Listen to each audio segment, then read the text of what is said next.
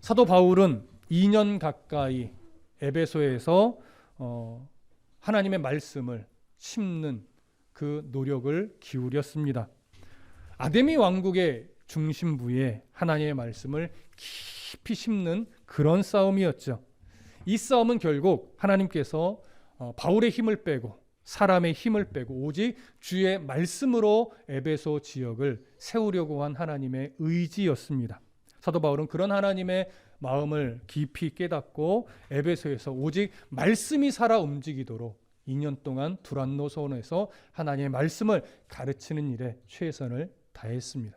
그렇게 하나님의 말씀이 에베소 사람들에게 깊이 스며들게 되자 이제 바울은 다음 여정을 계획하게 됩니다. 그 내용을 차근차근 살펴보겠습니다. 자, 21절과 22절 함께 읽겠습니다. 시작. 이 일이 있은 후에 바울이 마게도냐와 아가야를 거쳐 예루살렘에 가기로 작정하여 이르되 내가 거기 갔다가 후에 로마도 보아야 하리라 하고 자기를 돕는 사람 중에서 디모데와 에라스도 두 사람을 마게도냐로 보내고 자기는 아시아에 얼마 동안 더 있으니라. 자, 21절의 시작을 보면 이 일이 있은 후에 라고 연결을 합니다. 자, 이 표현은 어떤 의미냐면 바울이 2년간 두란노소원에서 말씀을 깊이 전하며 가르쳤고 그 말씀이 점차 에베소 사람들의 삶에 스며들다가 이제 어느 시점이 되니까 그 깊이 뚫린 그리고 복음이 심겨진 그 말씀으로 인해서 에베소 사람들 가운데 이제 다이너마이트가 터듯이 복음의 역사가 일어나는데 예수를 알게 됐던 사람들, 예수를 믿게 됐던 사람들, 그래 이것이 진짜 신앙이야라고 여기고 있던 사람들이 삶이 이제 바뀌기 시작하는데 어느 시점 그의 삶에서 복음이 막 터져 나오니까 이제 공중 앞에서 사람들 앞에서 자신의 옛적 죄악된 삶을 자백하는 일들이 벌어졌죠. 그뿐만 아니라 마술사들이 회심해서 마술책들을 많은 사람들 앞에서 모아서 불에 태우는 일까지도 벌어졌습니다. 성경은 이것을 말씀이 흥왕하여 세력을 얻었다 이렇게 표현을 할 정도였죠. 그만큼 그 2년의 후반부 무렵에 이제 하나님의 말씀이 폭발력 있는 역사로 일어나는데 사람들이 회심하고 변화된 모습들이 이제 보이기 시작한 거예요. 마술사들이 회심하여 변할 정도까지 되었던 거죠. 이러한 역사들이 일어나기 얼마 지나서라는 의미예요. 자, 그렇게 바울의 손을 통해서 하나님이 여러 이적들을 일어나고 많은 사람을 회심시키고 마술사들까지도 변화되어 마술책들을 불태우기까지 한 이런 역사들이 일어날 때 이제 바울은 이제 이 에베소의 사역을 이제 정리할 때가 거의 됐구나라고 하는 마음을 갖게 돼요. 그래서 이제 다음 어떻게 이 3차 전도 여행을 갈까라고 고민을 하던 중에 어떻게 하기로 마음의 결심을 하냐면 마게도냐와 아가야 지역을 거쳐, 그러니까 유럽 지역이죠. 북쪽에 마게도냐에 세웠던 교회들을 방문하고 남쪽으로 내려와서 아가야 지역의 아덴과 고린도 이쪽에 세워졌던 교회를 방문한 다음에 이제 예루살렘으로 가야겠다 이렇게 판단을 한 겁니다. 그리고 예루살렘까지 가면서 3차 전도여행을 마무리하고 나면 내가 이제 다음 전도 여행은 로마까지는 가봐야 되겠다 이렇게 마음의 결심을 하게 되었다라고 하는 내용이죠. 그런데 여기서 작정했다, 마게도냐와 아가야를 거쳐 예루살렘으로 가기로 작정했다라고 할 때 이 작정하여로 번역된 헬라어가 어떻게 되어 있냐면 엔토푸뉴마티 이렇게 되어 있어요. 이런 푸뉴마 많이 들어봤던 헬라어예요. 그렇죠? 이 푸뉴마라고 하는 것은 보편적으로 영 또는 성령 이렇게 번역되는 헬라어입니다. 그래서 문맥에 따라서 이것을 보편적인 영으로 번역할 것인가 아니면 성령으로 번역할 것인가는 이제 그 문맥 안에서 번역하는 자가 선택하는 거예요. 그럼 오늘 본문에서 바울이 작정했다, 성령 안에서 무엇인가 작정했다라고 하는 이 의미는 영 안에서 작정했다는 것은 성령을 말하는 거예요? 일반적인 사람의 영을 말하는 걸까요? 둘 다 가능성이 있지만 그동안 바울이 걸어왔던 여정을 보면 바울의 이 결심, 이 작정함은 성령 안에서 행한 작정임을 우리가 알 수 있습니다. 바울은 이런 상황들을 놓고 이제 자신의 판단만을 의지하는 것이 아니라 성령께서 무엇을 원하실까? 성령께서 기뻐하시는 어떤 이후의 방향성은 무엇일까에 대한 깊은 고민을 하는 거예요. 이렇게 고민하고 생각하고 나름 분별하여 바르게 판단하려고 하는 애씀 가운데 드디어 바울이 어떻게 결정을 했냐면 이제 에베소를 떠나서 곧 에베소를 떠나서 북쪽의 마게도냐 지역으로 건너가 세워진 빌립보라든가 데살로니가라든가 베레아라든가 이런 지역의 교회들을 방문하고 나서 다시 남쪽으로 쭉 내려서 아가야 지역에 아테네라든가 고린도에 세워졌던 교회들을 방문하고 그러고 나서 이제 예루살렘으로 가면서 3차 전도여행을 마무리해야 되겠다 이렇게 결심을 한 것이죠. 여러분 그러면 여기서 우리가 한 가지 정리해야 될 것이 뭐냐면 바울이 왜 마게도냐 지역과 아가야 지역을 세워진 교회들을 방문하고 나서 예루살렘으로 가려고 했을까? 그렇게 결심한 이유가 뭘까를 한번 생각해 보실 필요가 있어요. 일단 우리가 당연하게 여겨지는 것은 뭐예요? 바울이 2차 전도 여행 때 마게도냐 지역의 빌립보를 시작으로 해서 여러 지역의 교회들을 세웠고 또 남쪽으로 쭉 내려와서 아테네와 그 다음에 고린도에서 머물며 복음을 전해서 또 여러 교회들이 세워졌어요. 이 교회들을 방문하여서 이들의 현재 신앙의 상태가 어떤지를 점검하고 어떤 말씀으로 이들을 위로할까 또 어떤 말씀으로 그들의 신앙을 더 견고하게 세울까 이런 고민을 하며 방문하는 것은 당연한 거예요. 이전에도 바울은 사실 그래 왔어요. 그래서 그런 이유로 그들을 위로하고 격려하고 말씀으로 세우기 위해서 이미 복음을 전하여 세워졌던 교회 마게도냐 지역의 교회와 아가야 지역의 교회들을 방문하는 것은 당연한 일이었어요. 근데 그 이유만 있느냐? 그렇지는 않다라고 하는 것이죠. 또 하나의 이유가 있는데 그것을 우리는 어디서 확인할 수 있냐면 고린도전서 16장을 잠깐 가보겠습니다. 고린도전서 16장 1절부터 9절의 내용을 잠시 함께 보겠습니다. 고린도전서 16장 1절부터 9절의 말씀 찾으셨으면 저와 함께 읽겠습니다. 고린도전서 16장 1절부터 9절까지의 말씀 함께 읽습니다. 시작. 성도를 위하는 연보에 관하여는 내가 갈라디아 교회들에게 명한 것 같이 너희도 그렇게 하라. 매주 첫날에 너희 각 사람이 수입에 따라 모아두어서 내가 갈 때에 연보를 하지 않게 하라. 내가 이를 때에 너희가 인정한 사람에게 편지를 주어 너희의 은혜를 예루살렘으로 가지고 가게 하리니 만일 나도 같이 가는 것이 합당하면 그들이 나와 함께 가리라.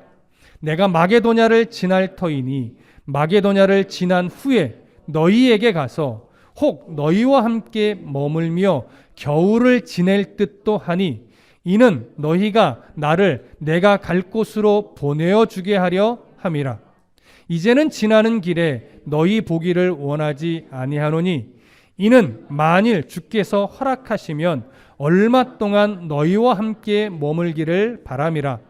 내가 오순절까지 에베소에 머물려 함은 내게 광대하고 유효한 문이 열렸으나 대적하는 자가 많음이라. 자, 여기 보면 바울이 에베소에서 고린도에 편지를 쓴 내용 중에 한 부분인데 무슨 얘기를 하냐면 너희가 이제 예루살렘을 위해 구제헌금을 할 필요가 있으니 너희들이 좀 내가 가기 전에 구제헌금을 각자의 형편에 따라 모아서 헌금을 해달라.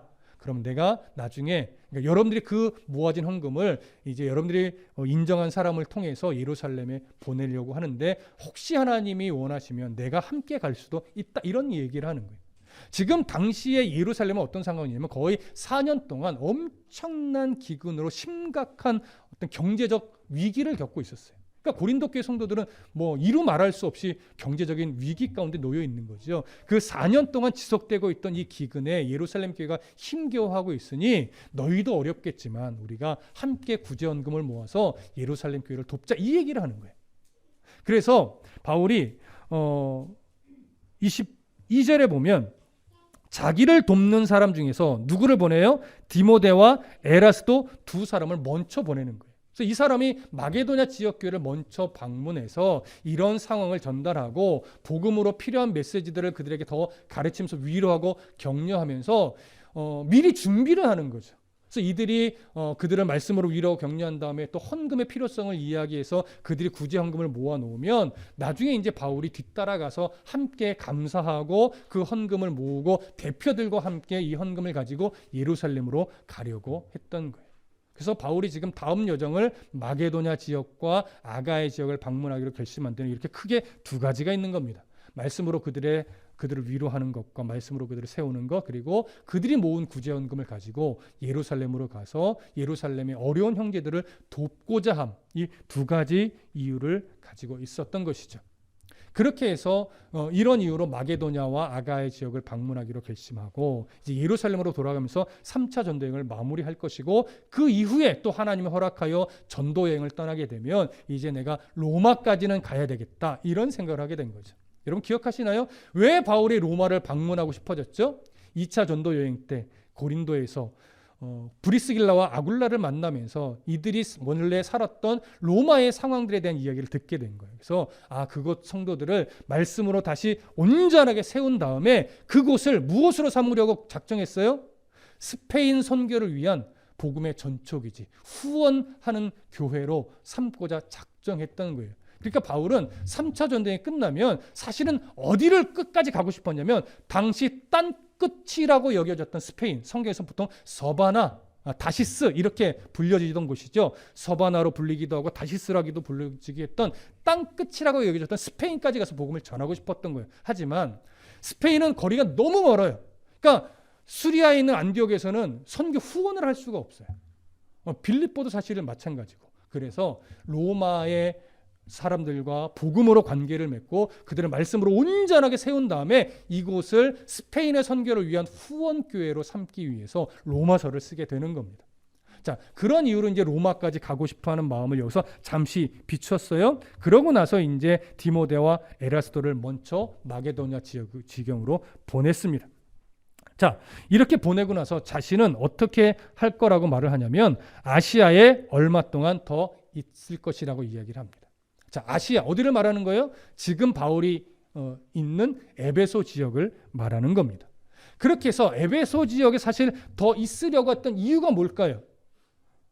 고린도전서 끝부분에서도 얘기를 했지만 내게 유효하고 광대한 문이 열렸대요.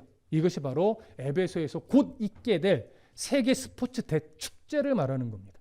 세계 스포츠 대축제가 열리면 전 세계 사람들이 모여들어요. 그럼 그때 바울이 뭐 하려고 한 거예요? 그 전 세계 사람들에게 복음을 전하려고 했던 거예요.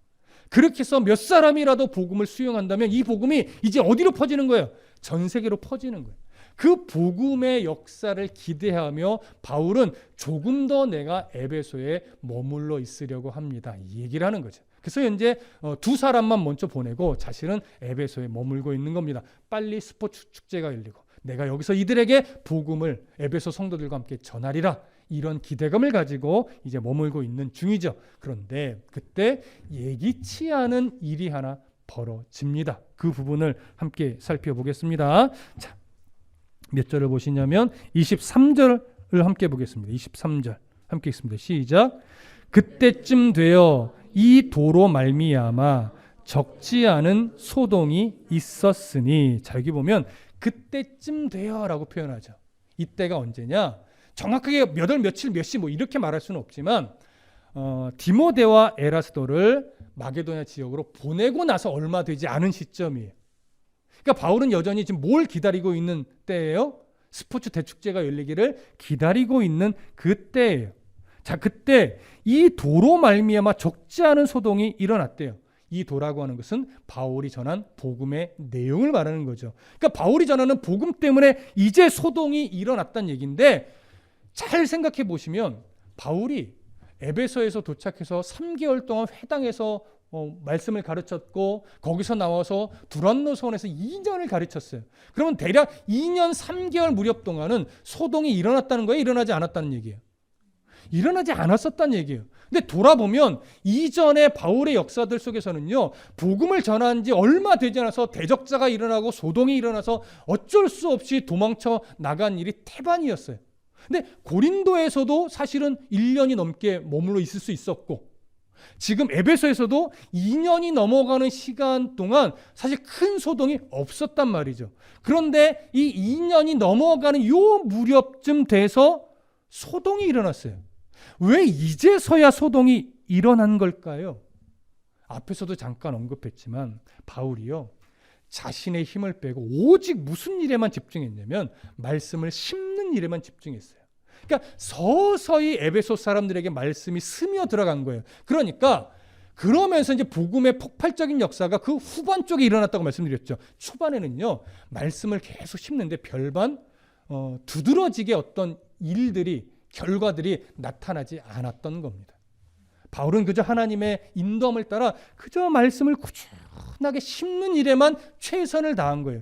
그렇게 2년 가까이 말씀을 심었더니 2년의 그 후반부 무렵쯤에 복음의 폭발적인 역사가 일어나서 회심한 사람들이 이제 변화된 삶을 살아가게 되는데, 어떤 역사가 일어났다고 말씀드렸어요? 자신의 죄를 사람들 앞에서 자복해요. 마술사들은 자기가 평생의 업으로 삼아왔던 이 엄청난 가격의 마술책들을 다 모아서 불태우는 일까지도 벌어지는 거예요. 자, 이러한 일들이 일어나는 것이 바로 그 2년의 끝자락에 일어났던 일이었기 때문에 이제서야 소동이 일어나게 된 것이죠. 그렇지만 이 소동이 얼마나 맹렬했든지 고린도전서 15장 32절에 보면 바울이 이때의 상황에 대해서 뭐라고 표현하냐면, 내가 사람의 방법으로 에베소에서 맹수와 더불어 싸웠다면 내게 무슨 유익이 있으리요? 죽은 자가 다시 살아나지 못한다면 내일 죽을 터이니 먹고 마시자 하리라. 그들의 그 대적자들의 소동, 그들의 어떤 대적을 무엇이라 표현하냐면 맹수와 싸운 것으로 표현해요. 하지만 이때 바울은요, 이 맹수와 싸울 때 혈과 육으로 싸우지 않았어요. 사람의 방법으로 싸우지 않았대. 오직 하나님께서 싸워주시길 기대하며 바울은 자신의 힘을 계속 빼고 있었다는 이야기죠. 이만큼 사실은 위험한 순간이었어요. 근데 이 소동이 왜 일어났는가? 그 부분에 대해서 먼저 좀 살펴볼게요. 24절부터 27절까지 함께 봅니다. 24절부터 27절까지 함께 읽습니다. 시작. 즉 데메드리오라 하는 어떤 은장색이 은으로 아데미의 신상 모형을 만들어 직공들에게 적지 않은 벌이를 하게 하더니 그가 그 직공들과 그러한 영업하는 자들을 모아 이르되 여러분도 알거니와 우리의 풍족한 생활이 이 생업에 있는데 이 바울이 에베소뿐 아니라 거의 전 아시아를 통하여 수많은 사람을 권유하여 말하되 사람의 손으로 만든 것들은 신이 아니라 하니 이는 그대들도 보고 들은 것이라. 우리의 이 영업이 천하여질 위험이 있을 뿐 아니라 큰 여신 아데미의 신전도 무시당하게 되고 온 아시아와 천하가 위하는 그의 위엄도 떨어질까 하노라 하더라. 자, 이 소동을 주동한 인물이 누구래요? 데메드리오라고 하는 사람이래요. 이 데메드리오의 직업은 은장색이에요. 자, 은장색이 뭐냐? 은으로 우상의 모형을 만들어 파는 이들을 은장색이라고 합니다.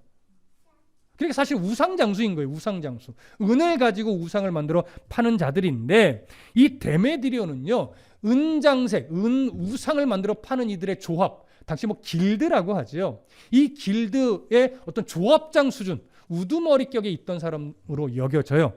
이 사람이요, 이 우상들을 은으로 만들어 팔면서 사실 엄청난 부를 누리고 있었어요. 그러니까 많은 우상 장수들이 이 우상을 만들어 팔면서 큰 부를 누리고 있었는데, 이들은요, 은으로 아데미 신상도 만들고 은으로 그 외에 여러 우상들도 만들지만 가장 잘 팔리는 것이 뭐였냐면 아데미를 섬기는 신전의 모형이었어요. 오늘 본문이 사실은 24절 중간에 보면 은으로 아데미의 신상 모형이라고 번역을 했지만 헬라 원문을 조금 더 구체적으로 보면요, 신전의 모형이에요. 아데미를 섬기는 신전의 모형을 만들어 팔던 자들이에요. 그러니까 가장 많이 팔린 게 신전 모형이에요. 왜냐?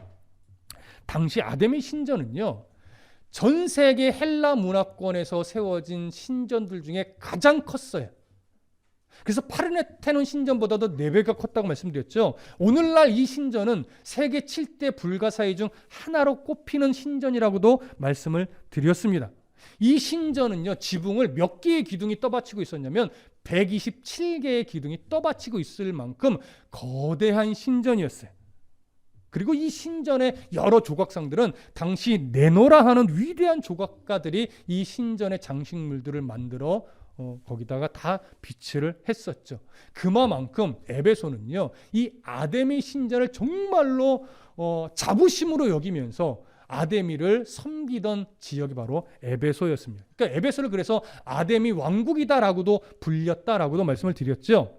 자, 이 아데미 신전을 얼마나 자부심으로 여기고 있었던지, 또 많은 사람들이 이 아데미 신전의 거대함에 얼마나 놀라워했고 또 좋아했는지, 아데미 신전 모형이 날개도 친 듯이 늘 팔렸던 거예요.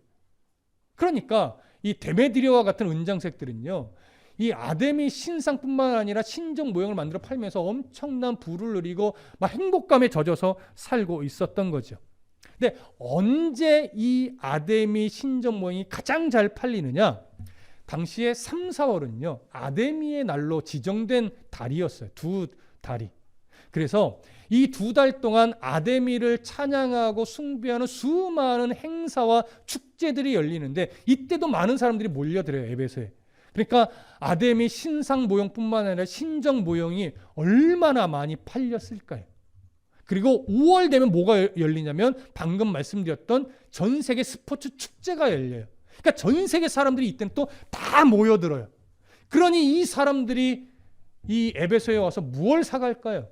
당연히 아데미 신상 모형뿐 아니라 그 거대하고 위대하다고 여겨지던 아데미 신전의 모형을 엄청나게 사가는 거예요.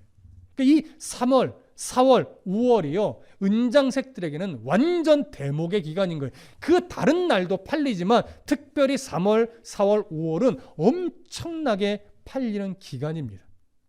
그러면 지금 바울이 어느 달쯤에 있었겠느냐를 볼 때요, 아마도 4월경에 있었을 것으로 여겨져요. 5월 되면 스포츠 축제가 열리니까 이때를 지금 기다리고 있는 중이거든요.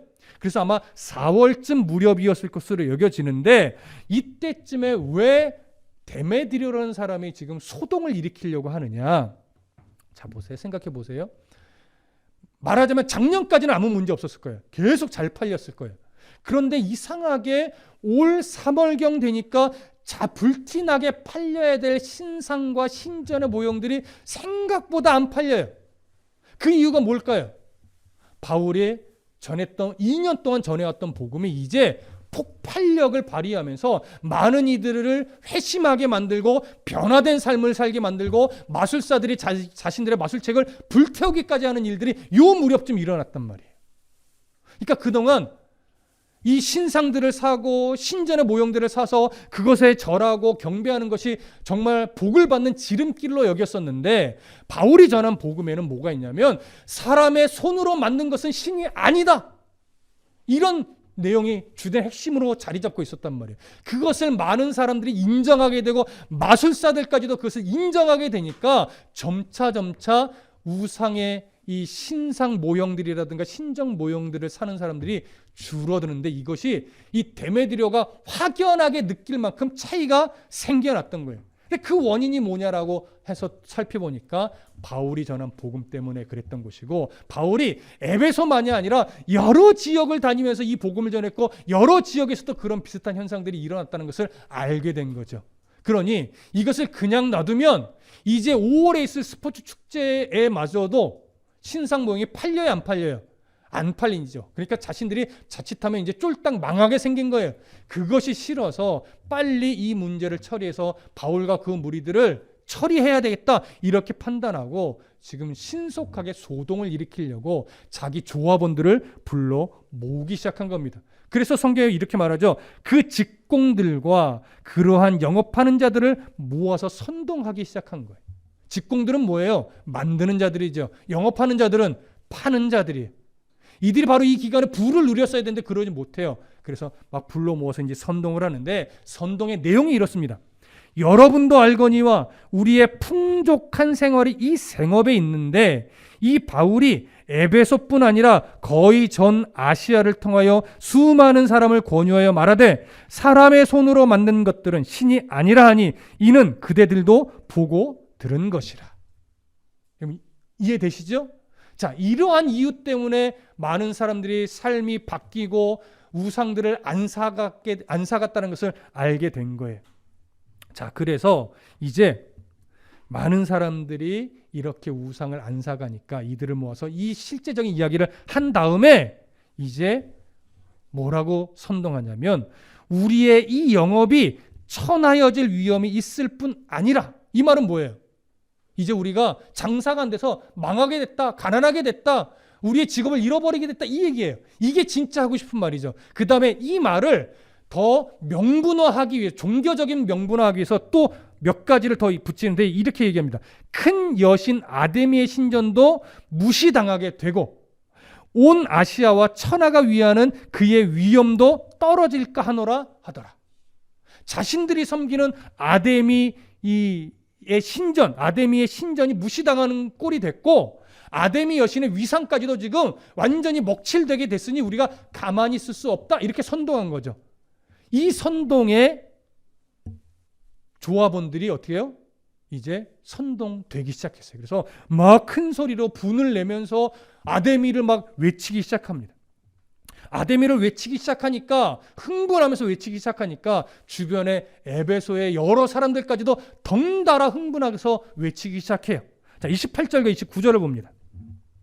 28절 29절 시작. 그들이 이 말을 듣고 분노가 가득하여 외쳐 이르되 크다 에베소 사람의 아데미여 하니 온 시내가 요란하여 바울과 같이 다니는 마게도냐 사람 가이오와 아리스다고를 붙들어 일제히 연극장으로 달려 들어가는데, 자 여기 보세요. 조합원들이 막 흥분하면서 분노하면서 큰 소리로 막 외치기 시작하니까 덩달아 주변에 있던 이 에베소의 사람들까지도 함께 흥분하면서 막 소리를 지르면서 아데미 여신을 막 찬양해요. 원래 크다 에베소의 아데미여, 이것은 아데미 여신을 칭송하고 찬송하는 외침이었는데 지금 여기서는 어떤 의미로 막 외치는 거예요? 분위기를 더 선동하는 선동 구호처럼 이것을 사용하는 거예요. 그랬더니 에베소 사람들이 막 서로 너나 할 것 없이 같이 외치기 시작합니다. 그래서 바울을 아마도 찾았을 텐데 바울을 못 찾고 바울과 함께 다니던 동료 두 사람 가이오와 아리스다고를 붙들었어요. 그리고 어디로 끌고 갔어요? 연극장으로 끌고 들어갔어요. 여기 붙들어라는 것은요, 폭력성이 가미되어서 붙드는 거예요. 그러니까 폭력적으로 두 사람을 붙들어서 연극장으로 끌고 들어가는데, 이 연극장은요 산기슭에 세워진 연극장인데, 이 연극장에서 주로 하는 것이 뭐냐면 종교의 큰 행사, 어떤 큰 축제, 그리고 정규적인 시의회, 이런 것들이 여기서 열렸어요. 근데 이것이 얼마나 이 연극장의 규모가 크냐면 수용 인원이요 24,000명 정도 돼요. 엄청난 규모죠. 자, 이곳에 두 사람을 붙들어서 수많은 사람들이, 에베소 사람들이 들어갔는데 가득가득 들어갔대요. 자, 이곳에서 이제 어떤 일이 벌어지는가? 30절부터 32절을 봅니다. 함께 읽습니다. 시작. 바울이 백성 가운데로 들어가고자 하나 제자들이 말리고 또 아시아 관리 중에 바울의 친구된 어떤 이들이 그에게 통지하여 연극장에 들어가지 말라 권하더라. 사람들이 외쳐 어떤 이는 이런 말을 어떤 이는 저런 말을 하니 모인 무리가 분란하여 태반이나 어찌하여 모였는지 알지 못하더라. 자, 분위기를 잘 그리셔야 돼요. 그렇게 많은 사람들이 막 흥분하면서 두 사람을 붙잡고 연극장으로 들어갔어요. 이 소식을 이제 바울이 알게 됐죠. 그랬더니 바울이 뭐 상황이 어찌되든 간에 두 사람을 살리고 싶은 마음에 연극장으로 뛰쳐 들어가려고 했던 거예요. 어떻게 구원해야 될지도 몰랐을 거예요. 하지만 가만히 두고 볼 수 없으니까 그냥 뛰쳐 들어가려고 할 때 제자들이 말렸어요. 여러분 왜 말렸을까요? 들어가면 바로 죽임을 당할 수도 있다는 것을 알기 때문에 말린 거예요. 그렇게 말려서 못 들어가게 붙들고 있을 때 이제 31절을 보면 아시아 관리 중에 바울의 친구된 어떤 이들이 그에게 통지하여 연극장으로 들어가지 말라 권하더라. 이것은요 신속하게 소식을 보내온 거예요. 절대로 바울이 그 연극장으로 들어가지 못하도록 꼭 붙잡고 있으라고 소식을 전해온 거예요. 왜냐하면 이 아시아 관리는요, 당시 에베소 안에서 어떤 정치적인 종교적인 책임 역할을 맡고 있던 자들이에요. 아주 높은 관직은 아니지만 나름 영향력 있는 직책에 있던 사람이라서 황제의 신전이나 로마의 신전들을 관리 감독하는 책임을 가지고 있던 자들이거든요.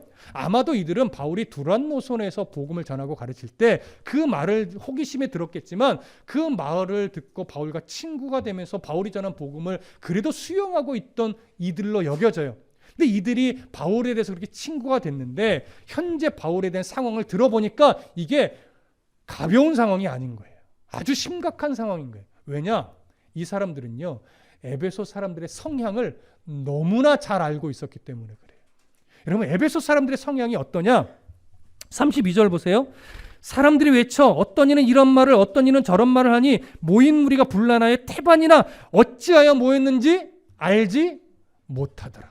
이 말은 뭐냐면요, 그 은장색 조합원들 외에는 그들의 막 선동하고 막 소리를 지르고 하니까 뭔 일이 하면서 그냥 군중 심리에 대부분의 사람들이 같이 외치고 같이 붙잡고 같이 분노했는데 도대체 왜 분노하는지 이유는 모르고 있다는 얘기예요. 이게 에베소 사람들의 분위기예요. 그래서 죽여! 돌로 차면 뭐야? 돌로 치는 거야. 그래서 그냥 이유도 모르는데 돌로 쳐서 함께 죽이고 이런 좀 무지한 이들이라는 얘기예요. 종교적으로 아주 이런 분위기를 너무나 잘 알고 있으니까 이 아시아 관리도 지금 이 상황은 별것 아닌 것이 아니니까 잘못하면 진짜 바울 선생님 죽을 수 있으니까 절대 연극장으로 들어가지 못하게 해라.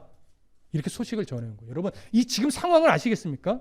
뭣도 모르는 사람들까지 합세해서 자칫 잘못하면 바울뿐만 아니라 바울과 함께하는 무리들이 위기에 처할 수 있는 아주 그런 상황이라는 것을 보여주는 거예요. 자, 이렇게 온 이 연극장에 모인 무리가 이유도 알지 못한 채로 흥분하고 있을 때 이제 그 앞에 좀 이해하지 못할 상황이 또 하나 생겨요. 자, 그것이 33절, 34절입니다. 자, 함께 읽겠습니다. 시작. 유대인들이 무리 가운데서 알렉산더를 권하여 앞으로 밀어내니 알렉산더가 손짓하며 백성에게 변명하려 하나 그들은 그가 유대인인 줄 알고 다 한 소리로 외쳐 이르되 크다 에베소 사람의 아데미여 하기를 2시간이나 하더니. 자, 그 연극장에요, 이유는 모르겠는데 유대인들이 또 일부가 같이 들어갔어요. 근데 그 유대인들이요, 알렉산더라고 하는 사람을 그 무대 앞으로 이렇게 밀어냈어요. 네가 대표로 뭔가 좀 말해, 이런 의미죠. 그래서 알렉산더가 앞으로 나가서 유대인들을 대표해서 뭔가 변명하려고 했던 거예요. 손짓을 자기를 주목시키면서 뭔가 말하려고 딱 하는데 그 모인 에베소 사람들이요, 저 사람 유대인이네, 이걸 딱 알고서 그의 말을 들어줄 생각을 안 하고 더 크게 아데미로 외치면서 그 아데미라는 소리를, 찬양 소리를 얼마 동안 외쳤대요? 징글징글해요. 여러분, 뭐 이유도 모르고 영문도 모르고 앞에 유대인 하나가 보이니까 또 크다 에베소의 아데미여 하면서 이걸 2시간이나 외치고 있었대요. 좀 정신이 좀 어떻게 된 사람들인가 봐요. 여러분, 지금 이게 뭐냐면 이 알렉산더라는 유대인이 왜 나왔는지 사실 정확하게 알기는 어려워요. 근데 나름 상황을 보면 분명한 것 하나는 뭐냐면 이 알렉산더가 바울을 도우려고 했던 것은 아닌 것은 분명해요. 그래서 아마도 이 유대인들은요, 알렉산더를 통해서 무엇을 말하고 싶었다고 여겨지냐면 지금 이 소동이 얼마나 심각한지 안 거예요. 그러니까 바울과 그의 무리에게 큰 일이 벌어지면 그 불똥이 누구한테까지 튈 수 있을까요?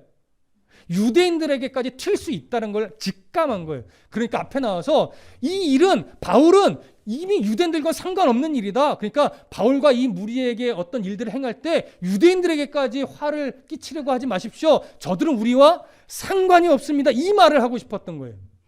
그래서 그 말 하려고 딱 나왔는데 에베소 사람들이요, 유대인에 대한 선입견이 있거든요.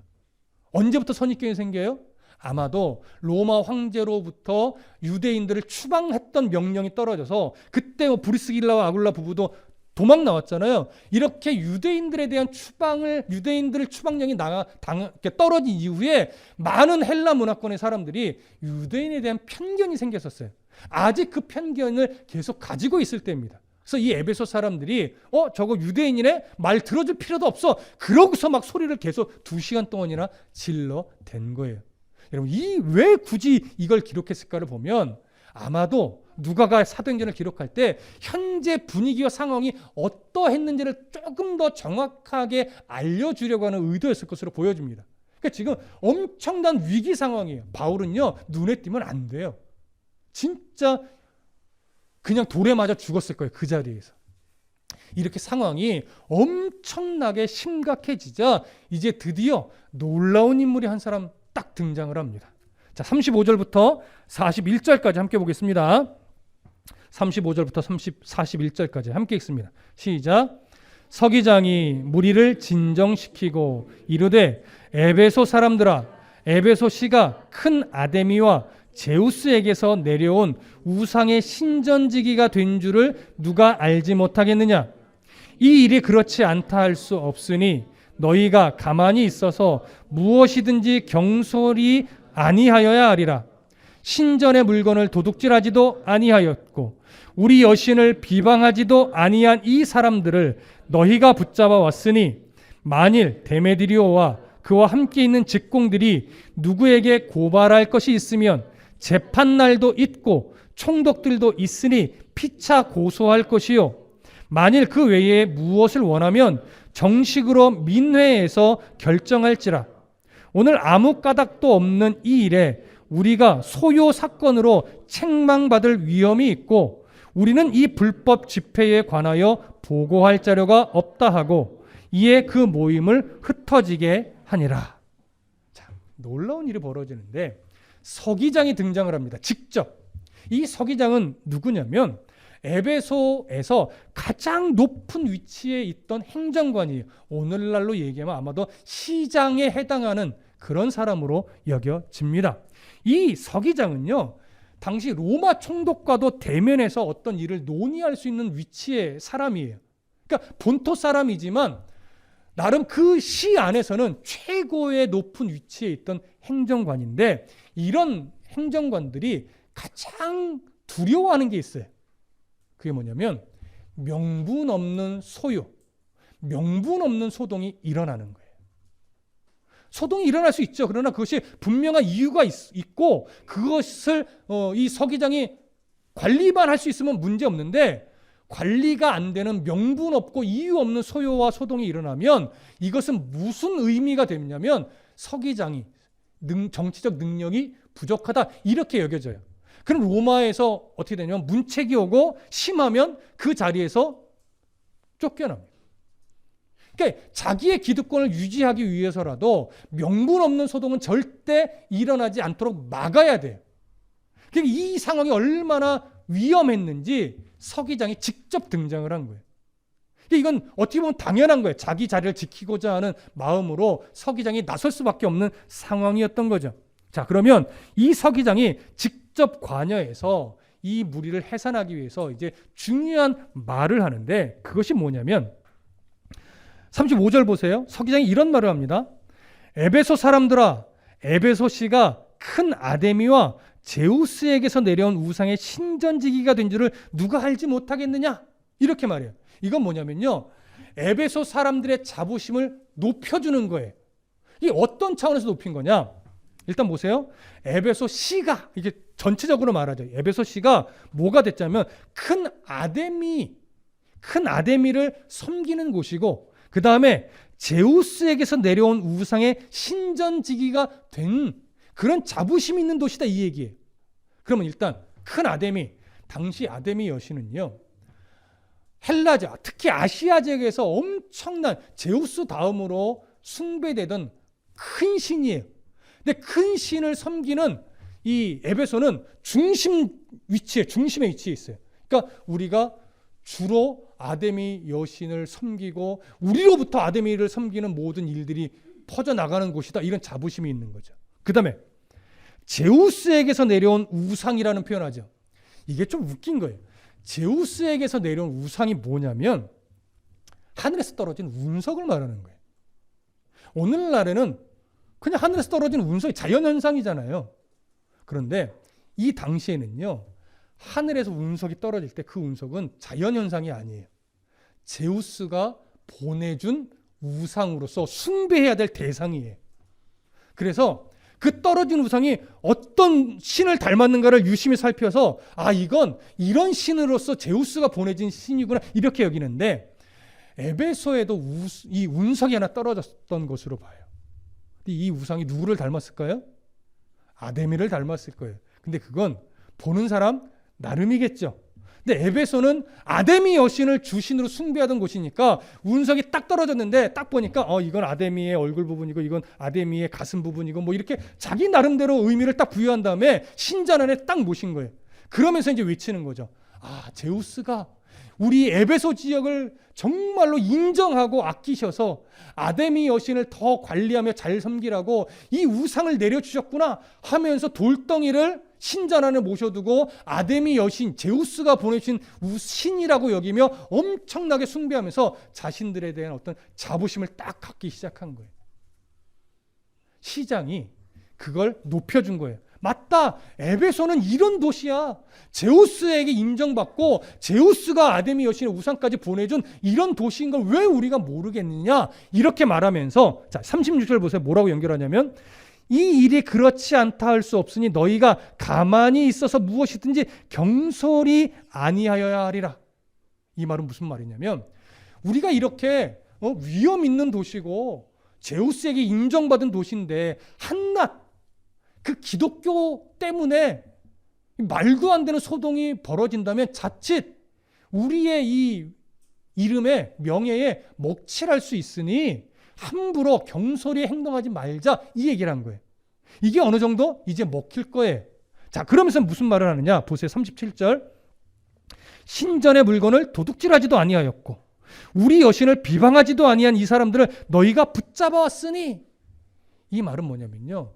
이렇게 여러분들이 이들을 붙잡아서 소동을 일으킬 만큼 이들이 불법을 저지른 게 없다 이거예요. 실제로 없으니까. 아주 이 서기장이 정말 냉정하게 상황을 파악한 거예요. 그리고 나서 38절 만일 데메드리오와 그와 함께 있는 직공들이 누구에게 고발할 것이 있으면 재판날도 있고 총독들도 있으니 피차 고소할 것이요 만일 그 외에 무엇을 원하면 정식으로 민회에서 결정할지라.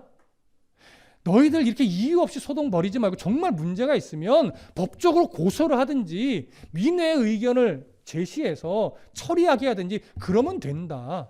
그런데 내가 보니까 이들이 아무런 불법을 저지른 게 없다. 신전의 물건을 훔쳐가지도 않았고 우리 여신을 비방한 일도 없는데 너희들이 이렇게 불법 이렇게 소동을 일으키면 안 된다. 라면서 이것을 아예 불법이라고 규정을 해요. 40절 볼까요? 오늘 아무 까닭도 없는 이 일에 우리가 소요 사건으로 책망받을 위험이 있고 우리는 이 불법 집회에 관하여 보고할 자료가 없다 이렇게 말해요. 불법 집회라고 규정을 하지요. 그러면서 뭐라고 말하냐면 이 불법 집회에 관하여 내가 로마에 보고할 내용이 없다라고 말해요. 이 말은 무엇과 같냐면 그러면 이 소요의 주동자를 내가 잡아서 처벌할 수밖에 없게 돼 이 얘기를 하는 거죠. 그럼 누가 잡혀가요? 데메드리오와 그의 조합원들이 붙잡혀가게 되는 거예요. 난 너희들을 붙잡으면 안 되잖아.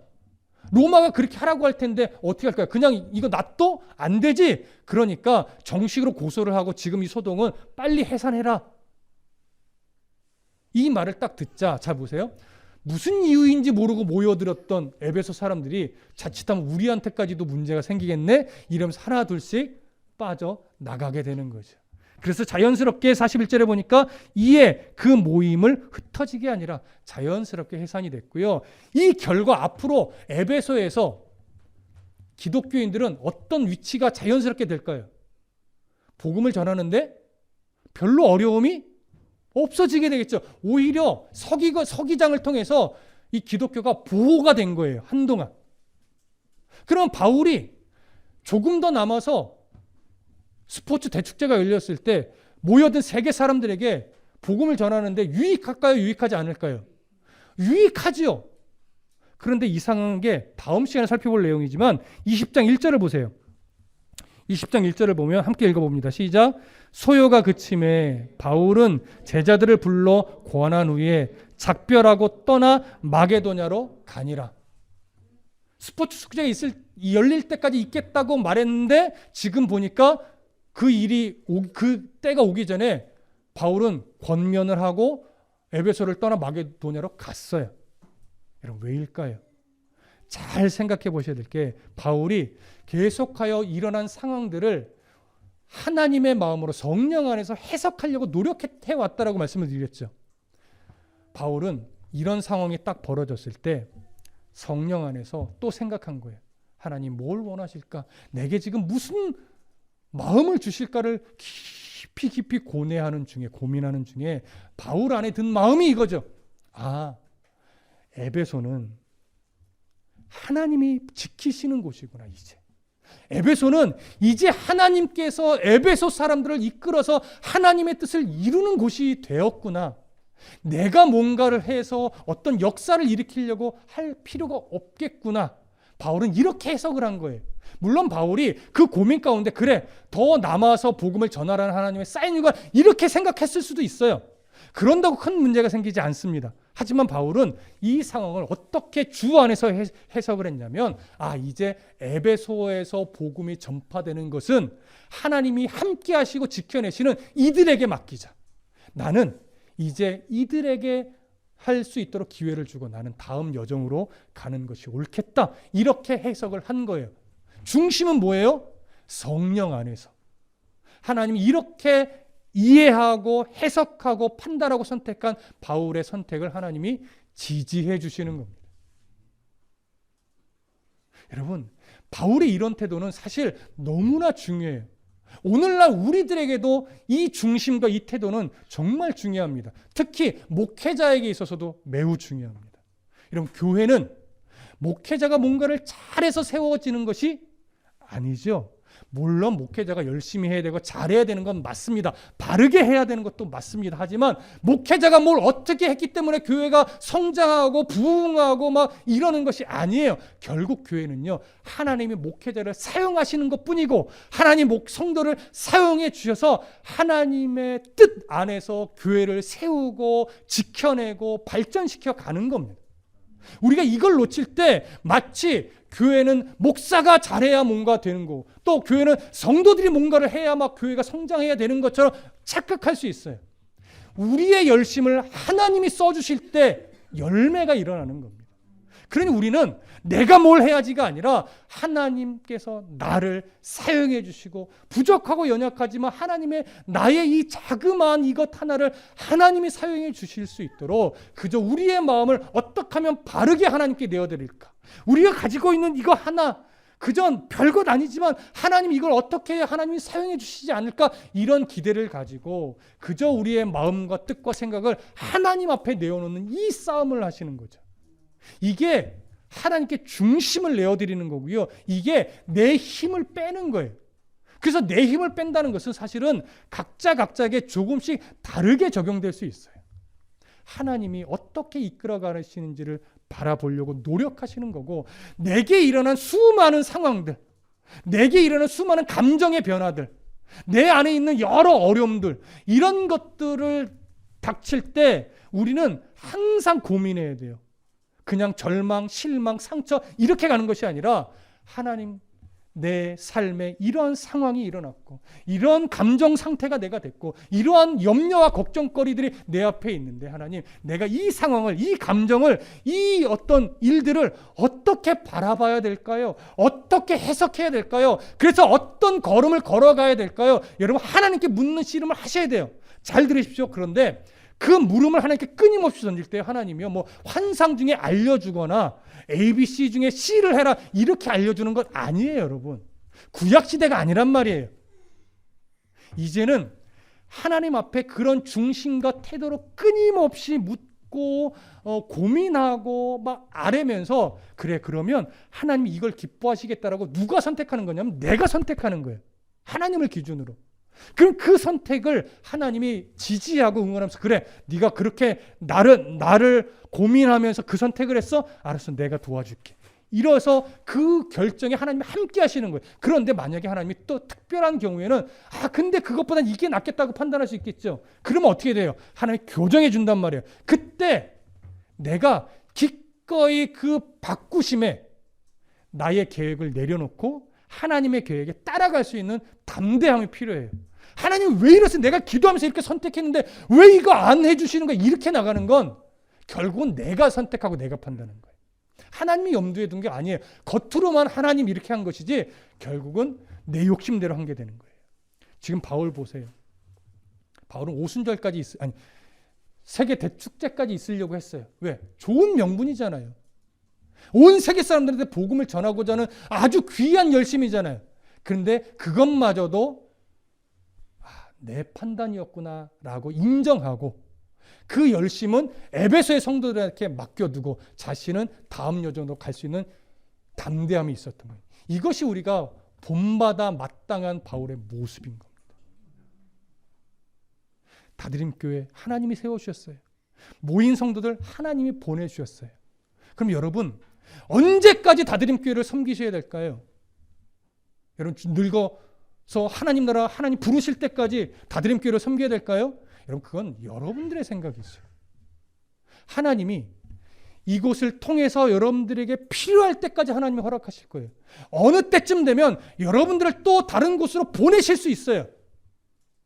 그때 어떻게 돼요? 가셔야죠. 다드림 교회에 뿌리 내릴 필요가 없어요.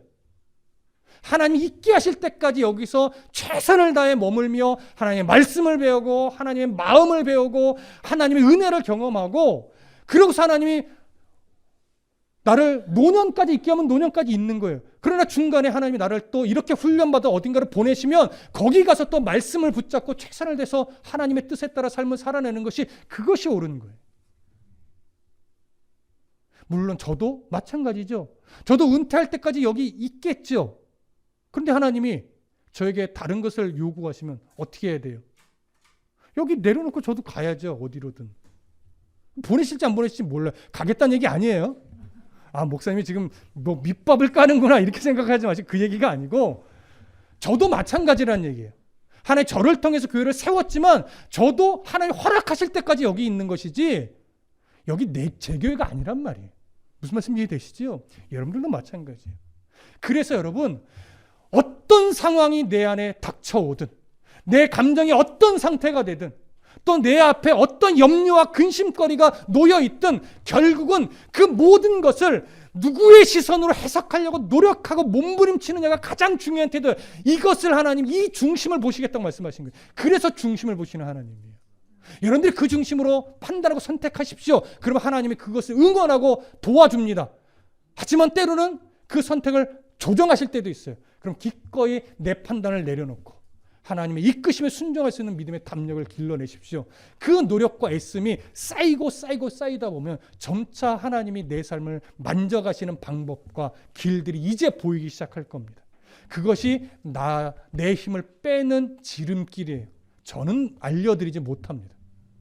하나님 앞에서 내 힘을 빼고 하나님의 인도하심에 따라 바르게 순종하는 삶을 살아내는 또 그 비결을 인생 속에서 배워가시는 저와 여러분들 되기를 간절히 소망하고 축복합니다. 기도하겠습니다.